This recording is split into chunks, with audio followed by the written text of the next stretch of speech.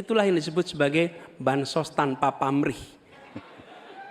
Kemudian yang kedua. Pak Anies, lagi rame kita mau tanya soal bansos.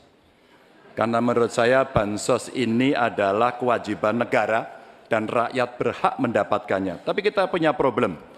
Karena banyak klaim yang diberikan seolah-olah ini bantuan orang per orang atau kelompok. Padahal kita masih punya. Ada data yang tidak valid, ada cara penyampaian yang tidak benar, ada protes yang kemudian tidak terverifikasi atau terrespon dengan baik. Ini yang menjadi pertanyaan saya kepada Pak Anies adalah, menurut Pak Anies kira-kira bagaimana tata kelola bansos agar satu tidak saling klaim, dua bisa tepat sasaran, tiga tidak menimbulkan kecemburuan-kecemburuan, sehingga inilah satu harapan yang betul-betul bisa diterima oleh rakyat. Silakan. Masih ada waktu Bapak? Cukup. Kami persilakan calon presiden nomor urut 1, Bapak Anies Baswedan, menjawab pertanyaan yang disampaikan oleh calon presiden nomor urut 3, Bapak Ganjar Pranowo. Waktu Bapak Anies 2 menit dimulai saat Bapak berbicara. Ya, terima kasih Pak Ganjar.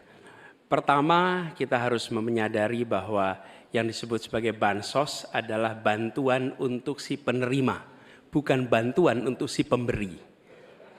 Karenanya, dia diberikan sesuai dengan kebutuhan si penerima.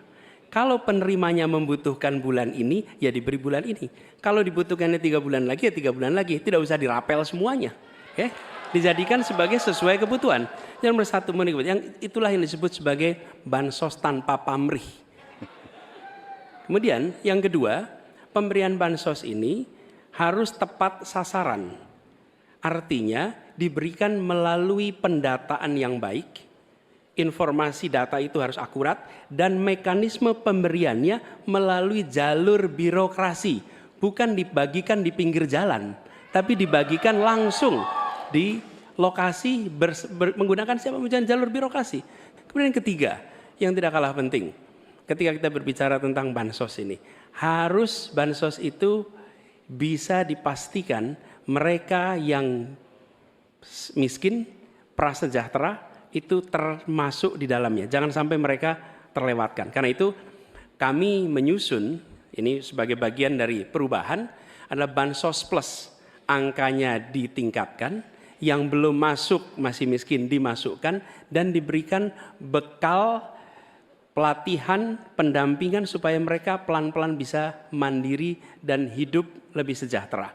Jadi kami melihat ketika sampai kepada bansos, bansos ini adalah atas nama negara. Ketika saya bertugas di Jakarta, semua paket bansos di kerdusnya diberikan label, dibiayai APBD DKI Jakarta, bukan dari gubernur, dari uang rakyat lewat APBD DKI Jakarta. Jelas posisinya. Selanjutnya kami mohon kepada calon presiden nomor 3, Bapak Ganjar Pranowo, menanggapi jawaban calon presiden nomor 1, Bapak Anies Baswedan. Waktu Bapak 1 menit dimulai saat Bapak berbicara. Terima kasih. Ya, kali ini pasti setuju dong.